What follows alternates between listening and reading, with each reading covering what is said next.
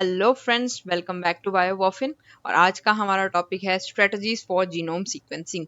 तो जीनोम को किस किस तरह से कौन कौन टेक्निक्स को यूज़ करके हम सीक्वेंस कर सकते हैं, इस वीडियो में हम उन सभी टेक्निक्स के बारे में जानेंगे। ठीक है, फटाफट से वीडियो को शुरू करते हैं, बट मेक श्योर इस तरह की और वीडियोज़ के लिए आपने चैनल को सब्सक्राइब कर लिया है। फर्स्ट हम बात कर रहे हैं सेंगर मेथड की। सेंगर मेथड को हम चेन टर्मिनेशन मेथड भी कहते हैं, डाइडिऑक्सी मेथड भी कहते हैं। इस तरह के नाम जो हैं वो इस मेथड को दिए गए हैं। तो फ्रेडरिक सेंगर आए 1970s में और उन्होंने एक ऐसी टेक्निक निकाली जिससे हम डीएनए को सीक्वेंस कर सकते थे। ठीक है, मतलब डीएनए के सीक्वेंस को हम पता लगा सकते थे कि कौन सा न्यूक्लियोटाइड किसके बाद है। अब यहाँ पर इस टेक्निक को परफॉर्म करने के लिए डीएनए रेप्लिकेशन करनी पड़ती है सिंगल स्ट्रैंडेड टेम्पलेट की। ठीक है, अब कैसे किया जाएगा? तो प्राइमर यहाँ पर लिया जाता है, डीएनटीपीज लिए जाते हैं। डीएनटीपीज क्या होते हैं? मोनोमर या फिर सिंगल यूनिट ऑफ डीएनए। तो एक और बहुत सारी इसी तरह से डीएनटीपीज को मिला करके क्या बनता है? डीएनए बनता है। अब आपने प्राइमर ले लिया, आपने डीएनटीपीज लिए, स्मॉल प्रोपोर्शन में मिक्स किया फ्लोरोसेंटली लेबल्ड डीडीएनटीपीज। अब डीडीएनटीपीज और डीएनटीपीज में एक खास फर्क होता है जिसको जानना जरूरी है। क्या होता है कि हमारी पूरे का पूरा जो डीएनए होता है उसकी बैकबोन बनी होती है शुगर से। ठीक है, ये तो हमने पढ़ा हुआ है। इस शुगर के पास ट्राई फॉस्फेट होते हैं, मतलब 3 फॉस्फेट होते हैं, और इनका जो बॉन्ड है वो बनता है नेक्स्ट यहाँ पर आने वाला जो न्यूक्लियोटाइड होगा उसके साथ। और उसके साथ भी जो यहाँ पर 3' एंड पर OH प्रेजेंट होता है, उसका O प्लस जो ये फॉस्फेट है उनके बीच में इस तरह से बॉन्ड बनता है। ठीक है, यही बॉन्ड जो है वो बनता रहता है हर एक शुगर और न्यूक्लियोटाइड के बीच में, और पूरा का पूरा डीएनए का स्ट्रक्चर बनता है। अब जब यहाँ पर डीडीएनटीपीज आप डाल दोगे जिसके पास कि ये O ग्रुप ऑक्सीजन नहीं होती है, तो इस फॉस्फेट और हाइड्रोजन के बीच में बॉन्ड नहीं बन सकता। ऑक्सीजन उसके लिए रिक्वायर्ड है। तो जब ऑक्सीजन यहाँ पर नहीं होगी, बॉन्ड नहीं बनेगा, that means next nucleotide incorporate नहीं होगा, जिसकी वजह से चेन जो है वो टर्मिनेट हो जाएगी। ठीक है, so this is the basic principle. अब यहाँ पे जो हमने फ्लोरोसेंटली लेबल किए हैं डीडीएनटीपी, इनको अलग अलग कलर से लेबल कर दिया जाता है। जैसे यहाँ पर टी को आपने रेड कलर से कर दिया, ठीक है, जी को आपने ब्लैक से कर दिया, ए को आपने ग्रीन से कर दिया, सी को आपने ब्लू से कर दिया। जैसे ही यहाँ पर डीडीएनटीपी इनकॉर्पोरेट होगा, चेन वहीं पर टर्मिनेट हो जाएगी और आपको क्या देखने को मिलेगी? फ्लोरोसेंस। और इस तरह से पीक्स आपको देखने को मिलेंगी। ठीक है, अगर 2 पीक्स या 3 पीक्स एक साथ आ रही है, दैट मीन्स कि वही न्यूक्लियोटाइड जो है वो बार बार ऐड हो रहा है, और उसका सीक्वेंस कैसा रहेगा कि 3 बार ए है। ठीक है, तो इस तरह से आपको कंप्यूटर के ऊपर जो है वो पीक्स देखने को मिल जाएंगी और आपको सीक्वेंस जो है वो पता चल जाएगा। राइट, तो ये दिस इज द बेसिक। ये बहुत बेसिक मेथड है, आपने पढ़ रखा होगा, इसलिए हम इसमें ज़्यादा डिटेल में बात नहीं कर रहे हैं। आगे चलते हैं और शॉटगन सीक्वेंसिंग को समझते हैं। शॉटगन सीक्वेंसिंग एक ऐसा मेथड है जिससे आप होल जीनोम को सीक्वेंस कर सकते हैं। कैसे, वो समझते हैं। अब आपके पास कोई टेम्पलेट डीएनए है जिसका सीक्वेंस आपको पता करना है कि क्या है। आपने इस पूरे के पूरे टेम्पलेट डीएनए को फ्रेगमेंट्स में तोड़ लिया, इस तरह से छोटे फ्रेगमेंट्स में। अब आप इसकी करना चाहते हो डीएनए सीक्वेंसिंग, जिसके लिए आप सेंगर मेथड यूज कर सकते हो या फिर next generation sequencing method use कर सकते हो। कैसे करेंगे, थोड़ा सा आगे चलते हैं। मान लेते हैं आपने टेम्पलेट डीएनए लिया और उसके कर दिए फ्रेगमेंट्स। अब आप जाते हैं सेंगर सीक्वेंसिंग के लिए कि आप सेंगर मेथड को यूज करेंगे। अब यहाँ पर करना ये होगा कि जितने भी आपने फ्रेगमेंट्स किए हैं उन सभी फ्रेगमेंट्स को आपको वेक्टर्स में इंसर्ट करवाना पड़ेगा, प्लाज्मिड्स में इंसर्ट करवाना पड़ेगा। प्लाज्मिड्स में इंसर्ट करवाने के बाद क्या होगा? कॉलोनीज उसकी बनेंगी। कॉलोनीज बनने के बाद आपको ऑटोमेटेड सेंगर सीक्वेंसिंग साइकिल्स चलानी पड़ेंगी, जिसकी वजह से इस तरह के आपके पास ग्राफ्स आएंगे और फाइनली आपके पास सीक्वेंसेस आ जाएंगे। ठीक है, नेक्स्ट जो है वो है नेक्स्ट जनरेशन मेथड। अब यहाँ पे हम नेक्स्ट जनरेशन मेथड को क्यों कंसीडर करते हैं? क्योंकि देखिए, अगर आपने एक भी फ्रेगमेंट मिस कर दिया जो इंसर्ट नहीं हो पाया प्लाज्मिड में, तो आपके पास फॉल्स रिजल्ट आने के चांसेस बढ़ जाते हैं। इसीलिए सेंगर मेथड को इतना प्रेफर ना करके हम नेक्स्ट जनरेशन सीक्वेंसिंग को प्रेफर करते हैं। यहाँ पे करना क्या होता है कि जो भी आपने फ्रेगमेंट्स लिए हैं उन फ्रेगमेंट्स के साथ आप अडेप्टर्स को लाइगेट करवा देते हो। अडेप्टर्स क्या होते हैं? नॉन सीक्वेंसेस, हमारे नॉन सीक्वेंसेस, या फिर आप इनको यूनिवर्सल लिंकर्स भी कहते हैं। ठीक है, नेक्स्ट आप क्या करवाओगे, नेक्स्ट जनरेशन सीक्वेंसिंग करवाओगे, जैसे डीएनए माइक्रो एरे। तो आपने क्या किया कि ये जो अडेप्टर है ये इस फ्लो सेल प्लेट के ऊपर जाकर के लाइगेट कर जाएगा, और जो फ्लोरोसेंटली लेबल्ड डीएनटीपीज हैं वो इस तरह से कलर्स देंगे जिससे हमें पता चल जाएगा कि कौन सा जो डीएनटीपी है या कौन सा जो न्यूक्लियोटाइड है वो इनकॉर्पोरेट हुआ है। तो इस तरह से डिजिटल इमेजिंग आ जाती है आपके पास, जिसके बाद आप इसको फर्दर सीक्वेंस एनालिसिस करते हो बायोइन्फॉर्मेटिक्स का यूज करके और उसका रिकंस्ट्रक्शन करते हो। ठीक है, तो आपके पास फाइनल सीक्वेंस आ जाता है। आगे समझते हैं पेयर्ड एंड सीक्वेंसिंग के बारे में, क्योंकि नेक्स्ट जनरेशन सीक्वेंसिंग के बारे में हम आगे जो है वो पूरा डिटेल में बात करने वाले हैं। अब आ जाता है पेयर्ड एंड सीक्वेंसिंग के बारे में। इसकी खास बात ये है कि इसमें आप जो भी आप टारगेट सीक्वेंस ले रहे हो उसको आप दोनों एंड से सीक्वेंस कर सकते हो। ठीक है, जैसे ये आपका टारगेट सीक्वेंस है, अब आप इसको यहां से भी सीक्वेंस कर सकते हो और यहां से भी सीक्वेंस कर सकते हो, दोनों एंड से आप इसको सीक्वेंस कर सकते हो। And it's available with alumina. ठीक है, जो कि नेक्स्ट जनरेशन सीक्वेंसिंग प्लेटफॉर्म है। ठीक है, ऐसा हम क्यों करते हैं, क्योंकि हमें एक्यूरेसी चाहिए, हमें एफिशिएंसी चाहिए रीड्स की। ठीक है, और ये पर्टिकुलरली रिपीटेटिव रीजन्स के लिए जो है वो परफॉर्म किया जाता है। अब ये जो पेयर्ड एंड सीक्वेंसिंग है वो बोथ डीएनए के लिए, आरएनए के लिए आप यूज कर सकते हो, और बेसिकली जीन एक्सप्रेशन स्टडीज के लिए हम इसको प्रेफर करते हैं। सेम मेथड रहेगा, आपको न्यूक्लिक एसिड आइसोलेशन करनी है, चाहे वो डीएनए हो, आरएनए हो, depending upon the essay requirement.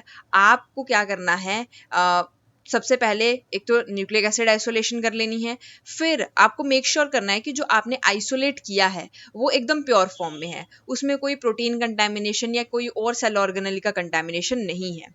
फिर आप उसको क्वांटिफाई कर लेंगे और फिर फ्रेगमेंटेशन के लिए भेज देंगे। एट लास्ट आपके पास क्या होगा, न्यूक्लिक एसिड के स्मॉल फ्रेगमेंट्स आ जाएंगे। इन स्मॉल फ्रेगमेंट्स के साथ आप नॉन सीक्वेंस यानी कि अडेप्टर्स को लाइगेट करवा देंगे और फिर हम उनकी करवाएंगे एम्पलीफिकेशन। तो बेसिकली ये है पार्ट क्या, पीसीआर का। ठीक है, सो नाउ ये जो सीक्वेंस लाइब्रेरी है ये आपके पास बन करके तैयार है, और फिर आप क्या करवा लेंगे, पेयर्ड एंड सीक्वेंसिंग। ठीक है, जब भी हम नेक्स्ट जनरेशन सीक्वेंसिंग करते हैं, ये जो पूरा का पूरा स्टार्टिंग का हमारा प्रोसीजर है लाइब्रेरी बनाने तक, सीक्वेंस लाइब्रेरी बनाने तक, ये बिल्कुल सिमिलर ही रहता है। ठीक है, नेक्स्ट चलते हैं और देखते हैं कि क्या क्या प्रेजेंट होता है एक फ्रेगमेंट में। ठीक है, तो ये जो ब्लू कलर में आपको दिख रहा है ये है हमारा बेसिकली मेन फ्रेगमेंट। तो अगर आप इसको एक साइड से रीड कर रहे हो तो दैट मीन्स कि ये होगा रीड 1, और अगर आप इसको दूसरी साइड से रीड कर रहे हो तो रीड 2। ठीक है, इसके साथ आपने अभी अटैच करवाए थे अडेप्टर्स। अडेप्टर्स हमारे नॉन सीक्वेंसेस होते हैं, उसी तरह से इसके साथ में अटैच होते हैं इंडेक्स 1, इंडेक्स 2, ये भी सीक्वेंसेस होते हैं जिनको हम क्या कहते हैं, सैंपल बारकोड। अब ये सैंपल बारकोड क्यों कहते हैं इनको, क्योंकि इनको आप आगे चल करके बायो इन्फॉर्मेटिक्स का एक तो ये पार्ट है, और बायो इन्फॉर्मेटिक्स का ये पार्ट है, तो दैट मीन्स कि एनालिसिस जब आप इनका करोगे, बेसिकली जो कंप्यूटर पार्ट होता है बाद में, उसके लिए आप इंडेक्स सीक्वेंसेस को यूज करते हैं। ठीक है, उसके बाद यहाँ पर P1 और P2 से जिनको डेजिग्नेट किया गया है वो है हमारे फ्लो सेल कॉम्प्लीमेंट्री साइट्स। मतलब क्या है कि जो आपके पास फ्लो सेल है, अब कैसे पता चलेगा कि ये फ्रेगमेंट वहां पर जाकर के जुड़ गया है या वहां पे जाके बाइंड कर गया है, तो ऑलरेडी इस फ्लो सेल में न्यूक्लियोटाइड्स, शॉर्ट न्यूक्लियोटाइड्स अटैच होते हैं। अब मान लेते हैं कि ये जो न्यूक्लियोटाइड्स हैं ये कॉम्प्लीमेंट्री है P1 साइट के लिए और ये है P2 साइट के लिए। ठीक है, लेट्स जस्ट इमेजिन। अब ये P1 जो है वो यहां पर जाकर के कुछ इस तरह से बाइंड कर जाएगा, और इस तरह से आगे की क्या होगा, इसके सीक्वेंसिंग होगी जब आप इसको सिंगल स्ट्रैंडेड फॉर्म में ले आएंगे। ठीक है, उसी तरह से P2 है तो P2 अगर इसके कॉम्प्लीमेंट्री मिल गया तो P2 साइड इसके यहाँ पे इस तरह से जुड़ जाएगी, और फिर नेक्स्ट जो है वो इसकी सीक्वेंसिंग शुरू होगी। अब यहाँ पर होता क्या है कि जो अडेप्टर आपने लगाया है वो एज अ सीक्वेंसिंग प्राइमर भी काम करेगा। ठीक है, तो एज अ प्राइमर कौन यहाँ पर काम कर रहा है, अडेप्टर काम कर रहा है। ठीक है, अब जो फ्लो सेल है वो एक माइक्रोस्कोपिक स्लाइड होती है जिसमें लगभग 2 टाइप के न्यूक्लियोटाइड सीक्वेंसेस होते हैं, जैसे कि मैंने आपको बताया, एक होगा P1 के लिए कॉम्प्लीमेंट्री और दूसरा होगा P2 के लिए कॉम्प्लीमेंट्री। ठीक है, इसी तरह से पूरा का पूरा जो फ्रेगमेंट्स हैं, सारे के सारे फ्रेगमेंट्स इसी तरह से बने होते हैं। आगे चलते हैं। अब इन्होंने बोला है कि कुछ अनबाउंड सीक्वेंसिंग सीक्वेंसेस जिनके पास ये सारे फ्रेगमेंट्स में से कुछ भी जो है वो मिसिंग होगा, ये ओरिजिनल टेम्पलेट है, उसके पास P1 या P2 सीक्वेंसेस नहीं हुए, वो सब के सब वहां पर बाइंड नहीं होंगे और वॉश अवे हो जाएंगे। फिर आपके पास newly synthesize single strand DNA जो है वो बाइंड करेगा उस कॉम्प्लीमेंट्री फ्लो सेल के साथ, क्योंकि ऑब्वियसली हम तो सिंगल स्ट्रैंडेड ही उस फॉर्म में उसको सिंथेसाइज करवाएंगे ना, ठीक है। तो अब यहां पर क्या होगा, जैसे ही ये हमारा फ्लो सेल है मान लेते हैं, ठीक है, ये P1 है और यहां पर है P2। अब एट द लास्ट यहां पर मान लेते हैं कि P1 इसका जुड़ गया है और P2 जो इसका पार्ट था वो जुड़ गया है यहां पर जाकर के, ठीक है। अब यहां से सिंथेसिस होगी या यहां से सिंथेसिस होगी, दैट डिपेंड्स, क्योंकि अडेप्टर दोनों तरफ लगा हुआ है। तो इस तरह से सीक्वेंस, इस तरह से जो है वो एम्पलीफिकेशन शुरू होगी और इस तरह से पूरा का पूरा जो स्ट्रैंड है वो बन जाएगा, ठीक है। और इसको कहा जाता है बेसिकली ब्रिज फॉर्मेशन, या फिर इस तरह की जो एम्पलीफिकेशन होती है उसको कहते हैं ब्रिज एम्पलीफिकेशन, ठीक है। तो ब्रिज एम्पलीफिकेशन से यहाँ पे न्यू डीएनए स्ट्रैंड जो है वो सिंथेसाइज हो जाएगा। अब यहाँ पे फायदा ये है कि ये जो प्रोसेस है ये साइमल्टेनियसली चल रहा होता है और यहाँ पे मिलियन ऑफ डीएनए सीक्वेंसेस के क्लस्टर्स बनते हैं, तो मतलब मिलियन ऑफ फ्रेगमेंट्स को आप एक साथ सीक्वेंस कर सकते हो यहाँ पे, राइट। अब क्या होता है यहाँ पे, one last time single stranded fragments को आप जनरेट करोगे और उनको सीक्वेंस करोगे बाय सिंथेसिस प्रोसेस। अब यहाँ पे इन्होंने थोड़ा सा इंडेक्स सीक्वेंसेस के बारे में बताया है। क्या होते हैं वो, सीक्वेंस टैग्स होते हैं, उनको कब यूज करते हैं, जब कंप्यूटर वाला पार्ट आएगा, ठीक है, जब आपको सीक्वेंस अलाइनमेंट करनी होगी, ठीक है। तो जो एनालिसिस वाला पार्ट है उसके लिए इंडेक्स सीक्वेंसेस का यूज किया जाता है। नेक्स्ट चलते हैं और अब हम समझते हैं नेक्स्ट जनरेशन सीक्वेंसिंग को, क्योंकि ये है हमारा आज का बेसिक टॉपिक, ठीक है। क्या होता है नेक्स्ट जनरेशन सीक्वेंसिंग और क्यों इसको प्रेफर किया जाता है, क्योंकि यहां पर आप 1000 two million of DNA molecules को सीक्वेंस करते हो साइमल्टेनियसली, तो काफी ज्यादा टाइम कंज्यूमिंग है ये, ठीक है। और लेबर जो है वो भी कम लगती है, हाई डिमांड है इसकी क्योंकि ये कॉस्ट में भी काफी कम होती है, ठीक है। हाई थ्रूपुट सीक्वेंसेस देती है, ठीक है। आपको पता है कि 1000 ऑफ मिलियन ऑफ सीक्वेंसेस को ये एक साथ साइमल्टेनियसली प्रोड्यूस कर सकती है। अब यहाँ पे डिफरेंट जनरेशन्स में सीक्वेंसेस होते हैं, जैसे first generation sequencing, second generation sequencing, तो उसमें भी जैसे पायरो सीक्वेंसिंग होगी वो एक नेक्स्ट जनरेशन सीक्वेंसिंग है, ठीक है। तो वो ऐसे तो सेकंड जनरेशन सीक्वेंसिंग है वो, ठीक है। तो बहुत सारे पार्ट्स हैं। अब नेक्स्ट जनरेशन सीक्वेंसिंग को क्यों प्रेफर किया जाता है, क्योंकि जो आपकी कन्वेंशनल मेथड्स थे उनकी जो लिमिटेशंस थी उनको ओवरकम कर रही है नेक्स्ट जनरेशन सीक्वेंसिंग, ठीक है। नेक्स्ट चलते हैं अभी और अभी समझते हैं हम लोग कि वर्क फ्लो क्या रहता है। एक ओवरव्यू ले लेते हैं कि वर्क फ्लो क्या रहता है, क्या क्या स्टेप्स होते हैं। सबसे पहले तो डीएनए एक्सट्रैक्शन आपको करनी ही पड़ेगी और इसको प्योर फॉर्म में रखना पड़ेगा अगर आप डीएनए को सीक्वेंस कर रहे हो तो, ठीक है। अगर आरएनए को कर रहे हो तो आरएनए को प्योर फॉर्म में लाना पड़ेगा। फिर आप लाइब्रेरी प्रिपरेशन कर लेते हो, सेकंड स्टेप है इसका। अडेप्टर्स को आपने लाइगेट किया दोनों साइड पे और इस तरह से डीएनए लाइब्रेरीज बन जाती हैं। उसके बाद आप करोगे सीक्वेंसिंग, ठीक है। अब जो सीक्वेंसिंग आप करोगे इसके लिए जैसे मैंने आपको बताया कि आप अलग अलग टेक्निक्स यूज कर सकते हो, जैसे सेंगर मेथड कर लिया या नेक्स्ट जनरेशन सीक्वेंसिंग का कोई टेक्निक यूज कर ली, डिपेंडिंग अपॉन कि आपके पास कौन सी अवेलेबिलिटी है। नेक्स्ट पार्ट होता है एनालिसिस का, जो कि बायोइन्फॉर्मेटिक्स का पार्ट होता है, ठीक है। और इसमें जैसे यहाँ पे इन्होंने बताया है बायोइन्फॉर्मेटिक्स का पार्ट होता है ये, ठीक है। और इन्होंने यहाँ पर जैसे फास्ट क्यू मेंशन किया है, बैम मेंशन किया है, वीसीएफ मेंशन किया है, तो ये थोड़ा सा जान लेते हैं कि ये क्या क्या काम करते हैं। जैसे फर्स्टली इन्होंने फास्ट क्यू मेंशन किया था वहां पे, तो फास्ट क्यू फॉर्मेट जो है that is widely used text based format in bioinformatics for storing both biological sequences, ठीक है, जो मतलब हमारा न्यूक्लियोटाइड सीक्वेंस होगा उसको भी ये स्टोर करेगा, and corresponding quality scores.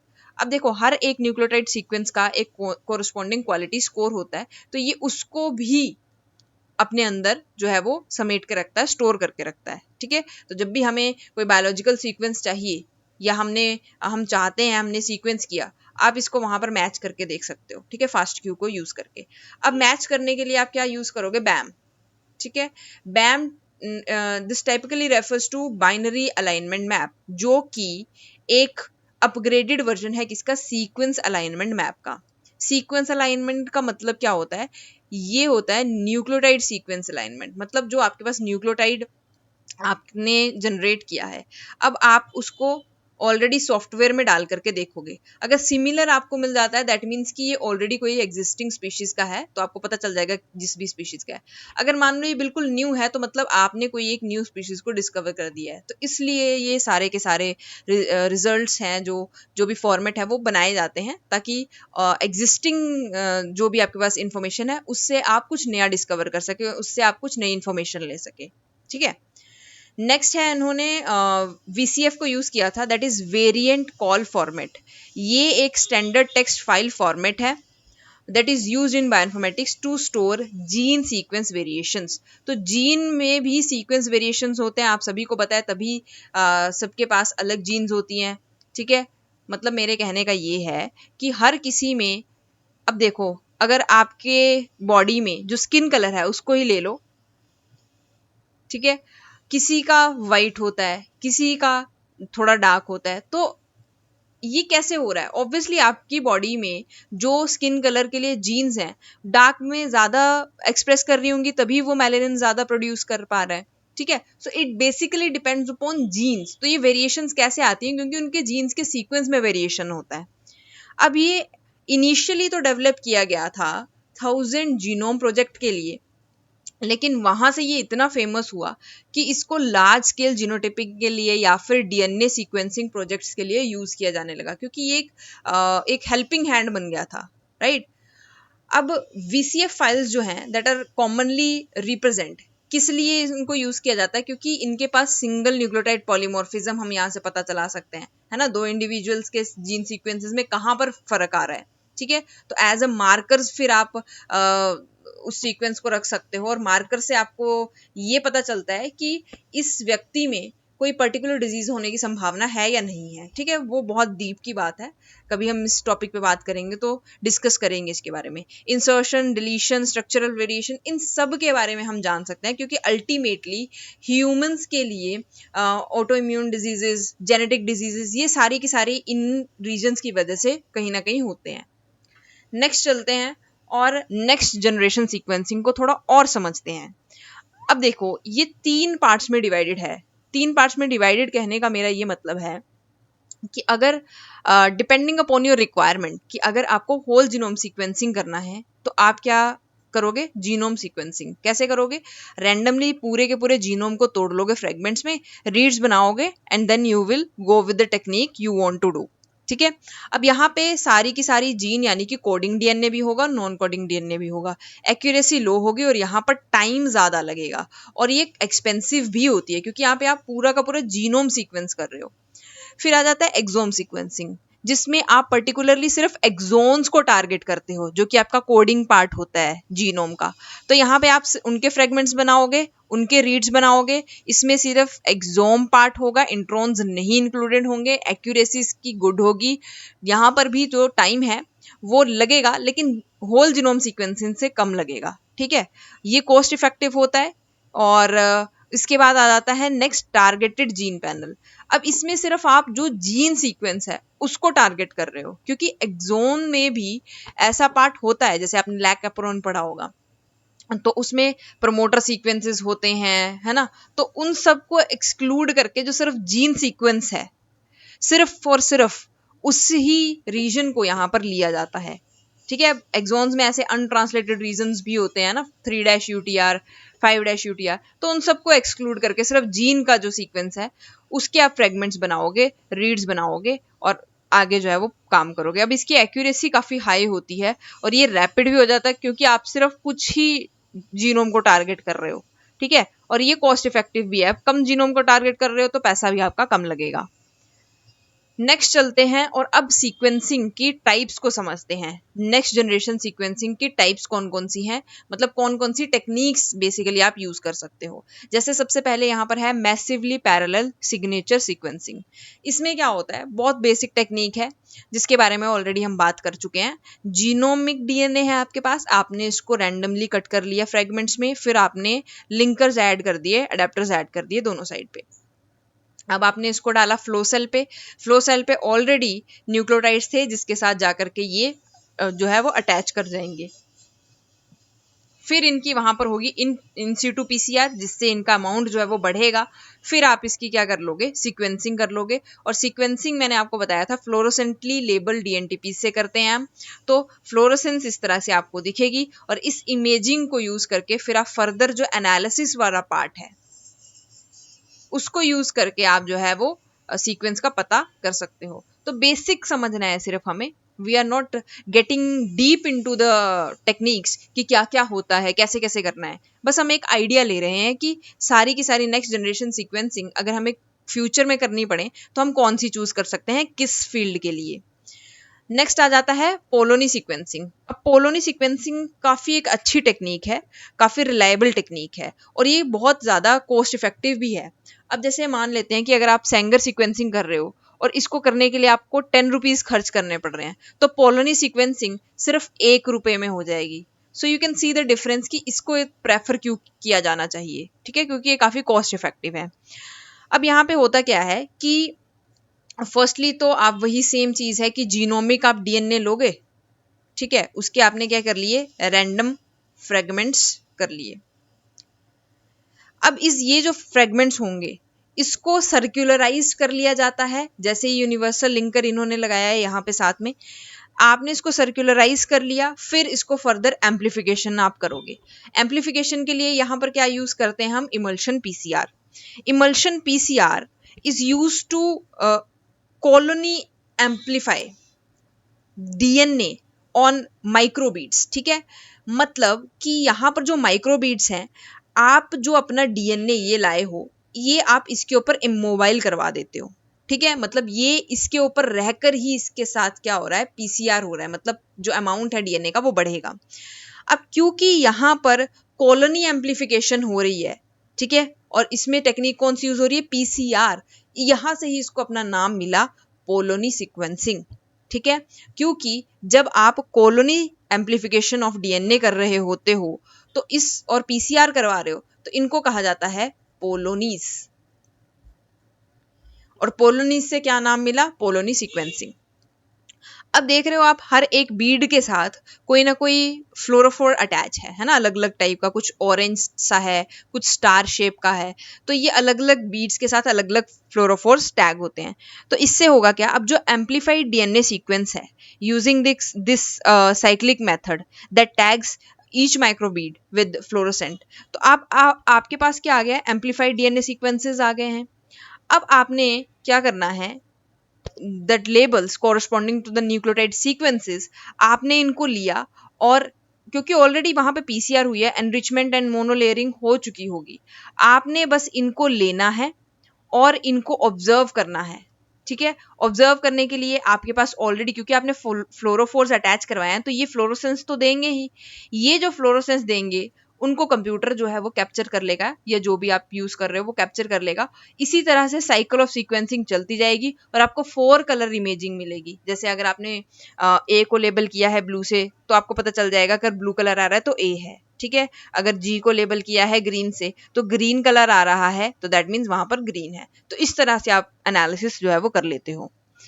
Next चलते हैं हम लोग, नेक्स्ट है हमारे पास पायरो सीक्वेंसिंग, ठीक है। Pyrosequencing second generation method है, आपने ये पढ़ा होगा ऑलरेडी। बहुत सिंपल और बेसिक सी टेक्निक है। आपके पास क्या है, जीनोम है, आपने क्या किया, इस जीनोम को एक्सटेंड करने का सोचा, ठीक है। तो आप क्या करोगे, डीएनटी या डीएनटीपी को क्या करोगे, आप इनकॉर्पोरेट करवाने की कोशिश करोगे। तो जैसे ही पॉलीमरेज आएगा वो इस डीएनटीपी को इनकॉर्पोरेट करेगा। जब भी कोई डीएनटीपी इनकॉर्पोरेट होता है तो मैंने आपको क्या कहा था, 3-OH प्लस फॉस्फेट, इसके बीच में ये हाई एनर्जी बॉन्ड बनता है। तो क्योंकि मैंने आपको बताया था कि शुगर के पास तो ट्राइफॉस्फेट होता है, ये वाला तो चलो मान लेते हैं यहाँ अटैच हो गया, बॉन्ड बन गया, लेकिन ये जो दो पायरोफॉस्फेट यहाँ से निकलेगा, वो पायरोफॉस्फेट बेसिकली क्या है, ये है एनर्जी। अब इस एनर्जी को कौन यूटिलाइज करेगा, ये एनर्जी को यूटिलाइज करता है एटीपी सल्फ्यूराइलेज। एटीपी सल्फ्यूराइलेज जो इसके पास मोनोफॉस्फेट होता है, उस मोनोफॉस्फेट के साथ इन दोनों पायरोफॉस्फेट को अटैच करा लेता है और एटीपी बना लेता है। एटीपी एक एनर्जी है, और एनर्जी के साथ ये क्या यहाँ पर यूज किया गया है, डी लूसीफरिन। डी लूसीफरिन बेसिकली लूसीफरेज जो एंजाइम होता है, वो आपने देखा होगा कि जुगनू की जो बैक है वो ग्लो करती है, तो उसी एंजाइम की मदद से वहां पर जो ग्लोइंग है वो हो रही होती है। तो यहाँ पर डी लूसीफरिन है, और यहाँ पे क्या बनेगा, लूसीफरेज लूसीफरिन एएमपी, और ऑक्सीजन जो है वो एमिट होती है। अब ये लूसीफरेज लूसीफरिन एएमपी से क्या फर्दर जो है वो लूसीफरेज ऑक्सी लूसीफरिन एएमपी, चलो ये सब ये तो इसके बाय प्रोडक्ट्स हैं, हमारे काम की चीज है ये लाइट।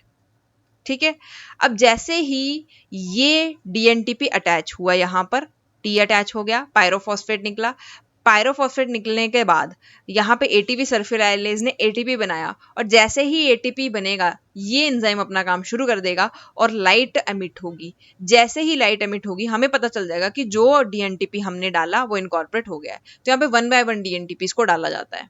ठीक है, तो ये इसका बेसिक है। नेक्स्ट चलते हैं और नेक्स्ट समझते हैं इल्यूमिना यानी कि सोलेक्सा सीक्वेंसिंग को। ठीक है, ये भी काफी एक अच्छी टेक्निक है और बहुत सिंपल टेक्निक है।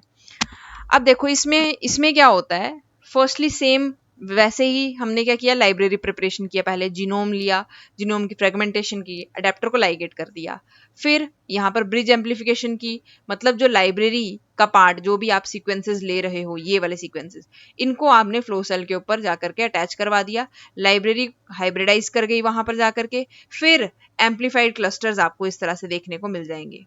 ठीक है, नेक्स्ट आप क्या करोगे, डीएनए लाइब्रेरी की सीक्वेंसिंग, तो फ्लोरेसेंटली लेबल्ड न्यूक्लियोटाइड्स आप यूज करोगे, और उसके लिए आपके पास इस तरह की इमेजिंग आ जाती है जिसको आप एनालिसिस कर लेते हो बायोइन्फॉर्मेटिक्स के सॉफ्टवेयर्स को यूज करके। ठीक है, बहुत सिंपल, इसी तरह से ल्यूमिना सीक्वेंसिंग करते हैं। तो ये सेम ल्यूमिना सीक्वेंसिंग मैंने आपको पीछे समझाई थी जब हम शॉटगन सीक्वेंसिंग पढ़ रहे थे। ठीक है, नेक्स्ट चलते हैं और सॉलिड सीक्वेंसिंग को समझते हैं।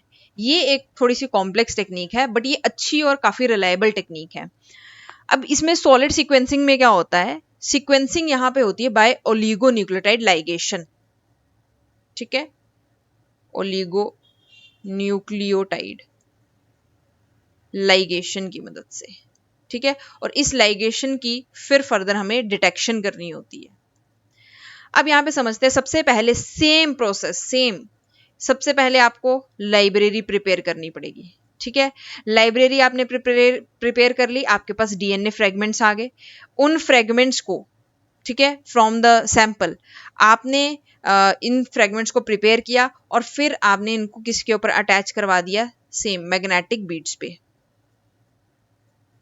मैग्नेटिक बीट्स पे अटैच करवाने के बाद आपने क्या किया, इमल्शन पीसीआर। अब इमल्शन पीसीआर करने के बाद, ठीक है, these will undergo DNA amplification. आपके पास डीएनए क्या हो जाएगा,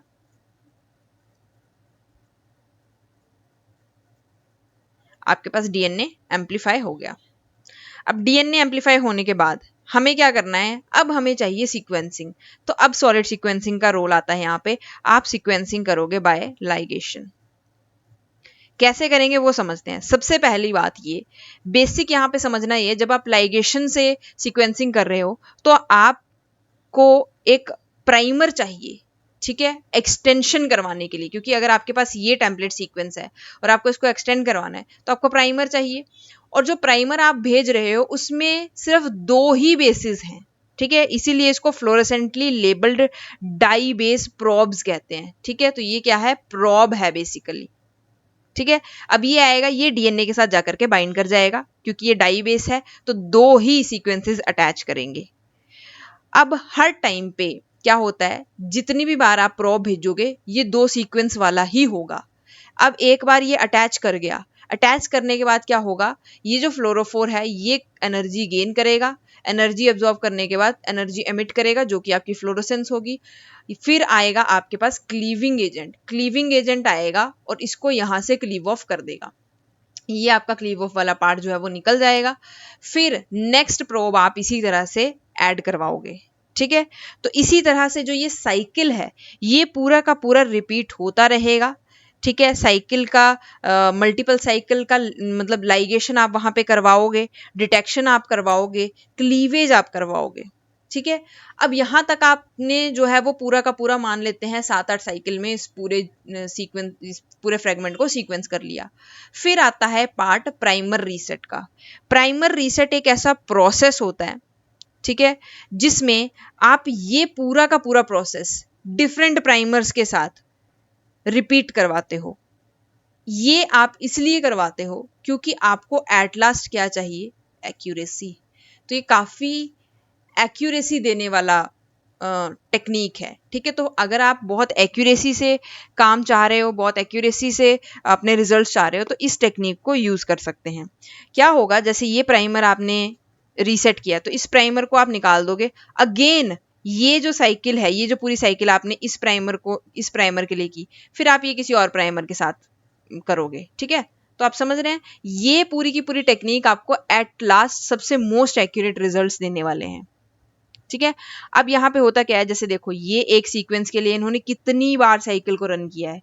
फिर ये क्या करेंगे, जो रिपीटेड स्टेप्स हैं, ठीक है, ये न्यू प्राइमर के साथ भी सेम इसी तरह से रिपीट हुए होंगे। तो अगर आपका जो सीक्वेंस है वो सेम है तो मोस्ट ऑफ द प्राइमर में सेम सीक्वेंस होगा, ठीक है। तो आप देख रहे हैं कि किस तरह से एक्यूरेसी आ रही है। तो इसीलिए सॉलिड सीक्वेंसिंग को प्रेफर किया जाता है। नेक्स्ट चलते हैं और डीएनए नैनोबॉल सीक्वेंसिंग को समझते हैं। डीएनए नैनोबॉल सीक्वेंसिंग बहुत अच्छी टेक्निक है, ठीक है। सेम रहेगा जो स्टार्टिंग का आपका पार्ट है। सबसे पहले आपको डीएनए को आइसोलेट करना है, फिर आप फ्रेगमेंटेशन करोगे तो लगभग 400 to 500 बेस पेयर का जो फ्रेगमेंट है एक वो रहेगा। तो इस तरह से बहुत सारे फ्रेगमेंट्स हो जाएंगे। फिर आप अडेप्टर को लाइगेट करवा दोगे और सर्क्यूलराइज करा दोगे इस फ्रेगमेंट को, ठीक है। और सर्क्यूलराइज कैसे होंगे, ये सिंगल स्ट्रैंडेड डीएनए सर्कल्स की फॉर्म में, ठीक है। नेक्स्ट क्या होगा, नेक्स्ट यहां पर जो रेप्लिकेशन होती है वो होती है rolling circle replication. That means कि जो लॉन्ग स्ट्रैंड्स हैं दैट कॉम्पैक्ट इनटू नैनोबॉल्स, जो अब ये लॉन्ग स्ट्रैंड्स होंगे ये क्या बनाएंगे, अल्टीमेटली डीएनए नैनोबॉल की शेप ले लेंगे, राइट। अब आपने क्या किया, ये सब कुछ करवाने के बाद अब आपके पास रेप्लिकेशन होगी, नैनोबॉल्स की फॉर्म में कॉम्पैक्ट हो गया डीएनए। नैनोबॉल की फॉर्म में जब ये कॉम्पैक्ट हो जाएगा आप इसको एब्जॉर्ब करवा लोगे किसके ऊपर, सिलिकॉन फ्लो सेल के ऊपर। तो आपने फ्लो सेल के ऊपर उसको अटैच करवाया, फिर वहां पर आप इसकी सीक्वेंसिंग शुरू कर दोगे, ठीक है। जैसे यहाँ पर सीक्वेंसिंग की है सी पाल टेक्नोलॉजी से, यानी कि combinatorial probe anchor unchanged ligation technology, ठीक है। फिर क्योंकि अब जो आपके पास ये प्राइमर आप यूज कर रहे हो ना, यहाँ पे ये फ्लोरोसेंटली लेबल है, तो जैसे ही ये वहां पर अटैच होगा आपको फ्लोरोसेंस सिग्नल्स मिलने शुरू हो जाएंगे जैसे ही वो अटैच होंगे वहां पर जाकर के, ठीक है। तो इस तरह से आप इस फ्लोरोसेंस को सेम इमेजिंग की मदद से एनालिसिस कर लोगे, ठीक है। तो बेसिक ये है यहाँ पे कि यहाँ पे जो रेप्लिकेशन हो रही है वो किसकी थ्रू हो रही है, रोलिंग सर्कल मॉडल के थ्रू हो रही है, ठीक है। बस यही इस चीज का बेसिक है, क्योंकि यहाँ पे जो डीएनए है वो बहुत कॉम्पैक्ट फॉर्म में आता है, डीएनए नैनोबॉल्स बन करके हमारे पास आता है। नेक्स्ट चलते हैं, नेक्स्ट समझते हैं सिंगल मॉलिक्यूल SMRT सीक्वेंसिंग, ठीक है। ये वो टेक्निक है जिसमें सीक्वेंसिंग की जाती है बेसिकली, और इसमें पीसीआर करने की आपको जरूरत नहीं पड़ती है, ठीक है। तो मेरा कहना तो ये है कि ये टेक्निक बहुत अच्छी टेक्निक है और इस टेक्निक को यूज किया जाना चाहिए, क्योंकि ये बहुत ही इजी है, क्योंकि इसमें आपको बहुत सारा कॉम्प्लेक्स चीजें नहीं करनी है, सिर्फ आपको डायरेक्ट सीक्वेंसिंग करनी है। अब यहाँ पे होता क्या है, जो सीक्वेंसिंग है यहाँ पे अगर आपको किसी एक इंडिविजुअल डीएनए की या किसी इंडिविजुअल आरएनए की भी सीक्वेंसिंग करनी पड़े तो ये बिना प्रॉब्लम के इसको परफॉर्म कर सकता है, ठीक है, without the need of amplification, कि आपको इसको ज्यादा अमाउंट में करना पड़ेगा। अगर ये लो अमाउंट में भी प्रेजेंट है तब भी आप इसको परफॉर्म कर सकते हो, ठीक है। सो अब ये जो यहाँ पे रिजल्ट्स हैं या डीएनए का जो सिंथेसिस है वो कैसे किया जाएगा, इसको कहा जाता है जीरो मोड वेव गाइड्स। ठीक है, जीरो मोड वेव गाइड का मतलब क्या है कि एक नैनो फोटोनिक स्ट्रक्चर। ठीक है, अगर मैं आपको इस डायग्राम के थ्रू समझाऊं तो ये आप इसका बेस देख रहे हैं, ये बेस बेसिकली क्या है, nano photonic structure. Nano photonic structure मतलब कि अगर थोड़ा सा भी सिग्नल होगा ये उसको कैप्चर कर लेगा।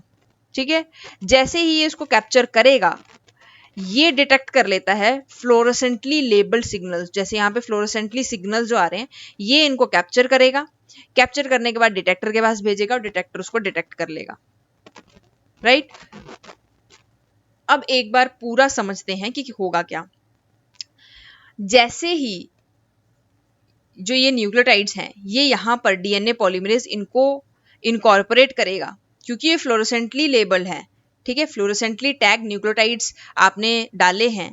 ठीक है, अब जैसे ही ये जाएगा और वहां पर इनकॉर्पोरेट होगा ये फ्लोरोसेंट सिग्नल देगा। अब क्योंकि ये ऊपर वाले स्ट्रैंड पर इनकॉर्पोरेट हो रहा होगा तो कहीं ना कहीं से इस जो ये नैनो फोटोनिक स्ट्रक्चर नीचे लगा हुआ है इस स्ट्रक्चर को पता चल जाएगा कि ऊपर थोड़ी सी हलचल हुई है, थोड़ा सा भी अगर इसको सिग्नल मिलेगा तो ये सिग्नल को भेज देगा। ठीक है, फ्लोरोसेंस को अलाउ कर देगा डिटेक्शन होने के लिए उनकी। राइट, तो अब ये जैसे ही फ्लोरोसेंटली जो लेबल्ड आपका न्यूक्लियोटाइड है वो यहाँ पर इनकॉर्पोरेट होगा, वो सिग्नल को सेंड करेगा, सिग्नल रिसीव किए जाएंगे डिटेक्टर के थ्रू और बेसिकली आपको पता चलता रहेगा कि कौन सा जो न्यूक्लियोटाइड है वो एडिशन उसकी हो रही है। ठीक है, बहुत सिंपल मेथड है, बहुत सिंपल मेथड। अब इससे आपको दो चीजें मिल जाएंगी, एक तो ये हाईली एक्यूरेट है क्योंकि जो आपके पास पॉलीमरेज होता है इसका एरर रेट बहुत कम होता है। राइट, तो ये ऐसा हो ही नहीं सकता कि बहुत सारा फॉल्स रिजल्ट आपको देखने को मिले यहाँ पे, क्योंकि ये तो अकॉर्डिंगली कि ए के ऑपोजिट में आपको टी ऐड करना है तो ये तो अपनी तरफ से बिल्कुल करेक्ट एडिशन करेगा। ठीक है, क्योंकि इसका काम है ये। दूसरा, आपको कोई होच पोच की जरूरत नहीं है, आपको सिर्फ डायरेक्ट सीक्वेंसिंग करनी है, आपको कुछ करने की जरूरत नहीं है, कोई आइसोलेट करने की जरूरत नहीं है, आप इसको इन सीटू परफॉर्म कर सकते हो। राइट, अब यहां पर समझने वाली बात क्या है कि इस टेक्निक में एक टर्म दी गई है जिसको कहा है SMRT। SMRT क्या है, single molecule real time sequencing. अब इसको रियल टाइम सीक्वेंसिंग क्यों कहा गया है, क्योंकि जैसे ही ये यहां पर इनकॉर्पोरेट होगा हमें पता चल जाएगा उसी टाइम पे कि ये जो न्यूक्लियोटाइड है ये इनकॉर्पोरेट हुआ है। तो दैट मीन्स कि उस टाइम रियल टाइम पे वहां अंदर पूरे सेल में या जहां पर भी आप इसको परफॉर्म कर रहे हो वहां पर क्या चल रहा है वो रियल टाइम में आपको पता चल जाएगा। ठीक है, और एक सिंगल मॉलिक्यूल में आपको पता चल जाएगा, एक सिंगल डीएनए बेस को अगर आप लेकर के फ्रेगमेंट को लेकर के उसमें ये चीज परफॉर्म कर रहे हो तो सिंगल डीएनए फ्रेगमेंट पे भी आपको ये पता चल जाएगा। राइट, अब इसका थोड़ा सा ये समझते हैं कि यहाँ पर ये जो पॉलीमरेज है ये बेसिकली ये वो पॉलीमरेज है और इसको इमोबिलाइज करवाया होता है इन बीड्स पर। राइट, अब ये बीड्स पर इमोबिलाइज है तो ये इस तरह से टेम्पलेट डीएनए है, यहाँ से ट्रांसक्राइब करता जा रहा है। राइट, तो इस तरह से ये ट्रांसक्रिप्शन चलती रहती है और जो सिग्नल्स हैं वो ये देखिए ये ऑप्टिकल ट्रैप में बैठे हुए हैं, कौन, ये जो बीड्स हैं। ठीक है, तो ये जरा सा भी हिलेंगे भी, क्लोज प्रोक्सिमिटी में आएंगे या दूर जाएंगे तो इसके सारे के सारे सिग्नल्स को डिटेक्ट कर लिया जाएगा, इसीलिए ये हाई एक्यूरेसी आपको देगा। तो अगर एक सिंगल न्यूक्लियोटाइड का भी यहाँ पर कुछ गड़बड़ होगी या कुछ डिफरेंस देखने को मिलेगा उसके बारे में भी आपको पता चल जाएगा। राइट, तो ये single molecule real time sequencing होती है। ठीक है, और ये डीएनए पॉलीमरेज या जो हमारी बेसिक रेप्लिकेशन प्रोसेस होती है, डीएनए सिंथेसिस की प्रोसेस होती है, उसको यूज करके हम इसको परफॉर्म करते हैं। सो आई होप गाइस आपको ये पूरा का पूरा टॉपिक समझ आया होगा और अच्छा लगा होगा हमारे साथ जुड़ करके। इसी तरह से हमारे साथ बने रहिए, तब तक के लिए थैंक यू।